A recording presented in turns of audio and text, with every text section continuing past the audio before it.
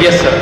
Mr. Deedat, you've been telling us, Mr. Deedat, you've been telling in your speech today about the contradictions of the Bible. That's very good. Secondly, you were saying about the fact that the Bible hasn't lived up to its contents. That's fine as well. That's one side of the story, but can you scientifically show some facts from the Quran to show that the Quran is a revelation from God, revelation from God, please? That would be ideal for the Muslims and the non-Muslim brothers. Yes. You see, there are so many things in the Quran which lends itself to scientific discoveries and proving of creation. For example, you see, if you meet one of these young men or learned people, those who say that there is no God, it's one of the answers to the previous question. Now it depends on the type of person that you are meeting. You can use the type of facts that you have at your disposal. You meet a man of learning, a doctor, a professor of astronomy, biology or whatever, and yet he says that there is no God. And when you ask him, according to his learning, the origin of this universe, how did this universe come into being?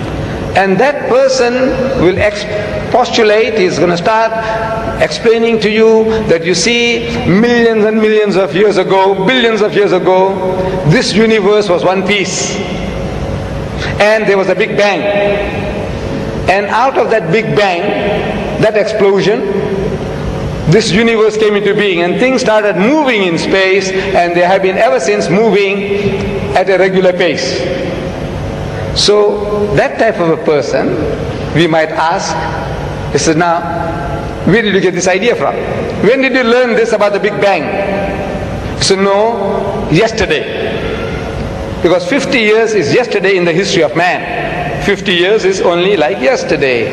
So he discovered that there was a Big Bang according to our astronomers, according to our physicists, and out of that this universe came into being. So he said, you see, an illiterate man in the desert 1,400 years ago, he couldn't have known that, could he? So he says, no, never.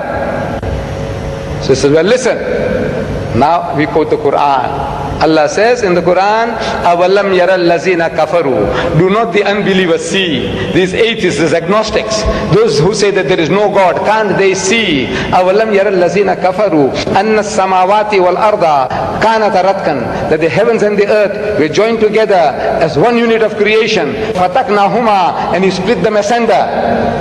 And the biologist, you ask him, where does life originate? He says, in the sea, in the water, in the mire. Where did you get that from? He said, no, it's our discovery. When did you make the discovery? He said, yesterday. Because 50 years is yesterday in the history of man. So an illiterate man in the desert, he couldn't have known this. He said, never. Well, listen. Allah tells us through Muhammad, He said, وَجَعَلْنَا مِنَ الْمَاءِ كُلَّ شَيْءٍ حَيٍّ. And He has made from water every living thing. أَفَلَا يُؤْمِنُونَ. Will you then not believe? You atheist, you agnostic, you man of science, will you not believe? He said, look, where did Muhammad get all these ideas from? Plant life, animal life, vegetable life, every life, he says, has got pairs. 1400 years ago, in the desert, this man is talking. Where did he get the idea from?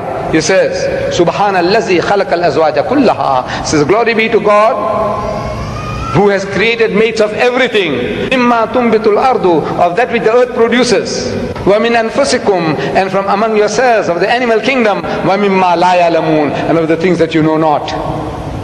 Male, female, positive, negative. He says, created mates of everything, of the things that you know and of the things that you don't know. So these are for people with eyes, with sense. They can see that this is not the work of Muhammad. An illiterate man in the desert could never have been able to utter these things. It is from the source of creation who has been giving it to him, that this is the book of God. Thank you very much.